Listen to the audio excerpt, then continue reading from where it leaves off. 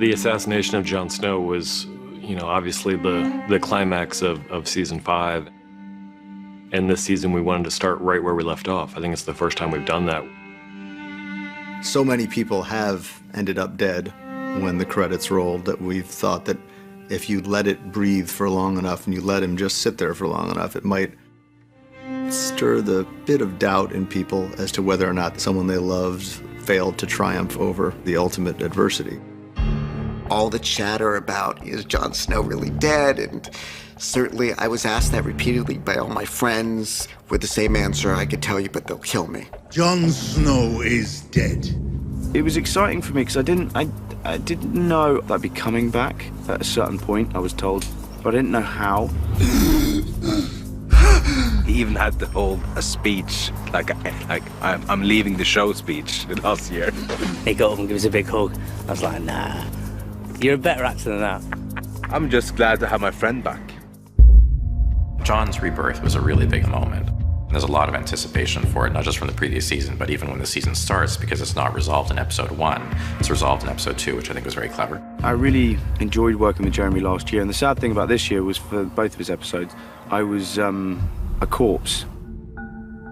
One of the things that I wanted to do was do something a little bit similar to what we did with Arya and the corpse washing montage that we did last season.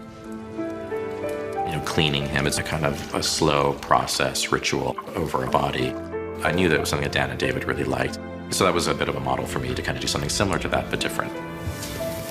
I remember I fell asleep during one of the scenes and woke up with Ben Crompton's face over me, and I was like, oh, how did that? And then they went, can you shut your eyes again? En Persis, en Kir Persis, en Morchot Gleison. When Jon needs to be brought back to life, she doesn't think she can do it. She's completely defeated. And she was in a lot of doubt, I think, and it's the first time we've ever seen her doubtful. The great victory I saw in the flames, all of it was a lie. We see a more human side of Melisandre this year because she's kind of been proven wrong and her confidence is shattered. She knows that Jon is important. She felt that before. And now in The Lord of Light, by bringing Jon back, proved it. We talked about how sometimes go on long international flights and you get really bad jet lag and you wake up and you know where you are, sort of, but you don't know where you are. And I said, so let's start there. The only reference point I have to someone being brought back from the dead is Beric Dondarrion, and he says to Arya, every time I come back, I'm a bit less. Pieces of you get chipped away. This kind of resurrection is not a joyous thing. I think that's absolutely the case with Jon. It's time.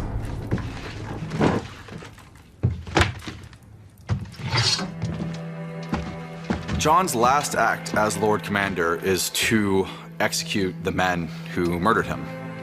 The main thing that we focused on was how he would deal with the execution of Ollie. And I had remembered watching the pilot where Ned Stark executes this Brothers from the Night's Watch, and he made sure that all his sons watched this. Don't look away. Father will know if you do. He made a point of saying that if you're going to take a man's life, you can't avert your eyes. And so my notion was that when Jon cut the rope, he had to watch Ollie die. It's killing a child, and that's what really destroys him. But I think for that moment, he walks up to the rope. It's that little bit of darkness that overtakes him, that fury. And I think that's in the moment he thinks he can't do it, and then this memory of being stabbed in the heart overtakes him. Don't mess with Jon Snow. When they rigged it up, the first time you have to do a test run. Once your hands are tied behind your back, there's nothing you can do. You're trusting the team. And this is the best team I've ever worked with, so let's go. But there is a moment of, no, wait, whoa. I've got a really tight harness under here and a hook. Not much tension on the noose. It's on a bungee cord. It's super safe. It's not as risky as I thought it was going to be. I had an amazing 3 years. I auditioned for a one-scene part, and to get 3 series off the back of that, I just can't believe how lucky I've been to even experience this. I think for Sir Alistair that he made peace with his maker a long time ago. He believes more in the watch. It's his sense of being to him more than any personal ego now. It's always been a fight. A fought. A lost. Now I rest.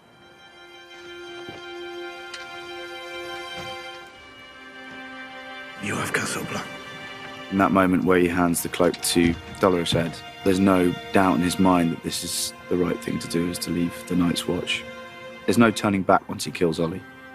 He's fulfilled his vows. He swore to serve the Night's Watch until his death. He died. He is now releasing those bonds. He wants to go off and seek his fortune in the world. My watch is ended. I firmly believe that Jon Snow did die at the end of season 5. This character's something else. He's more haunted. He's seen what lies after death, which is nothing. A little bit of bad has entered him, a little bit of evil. I'm back, but something's gone.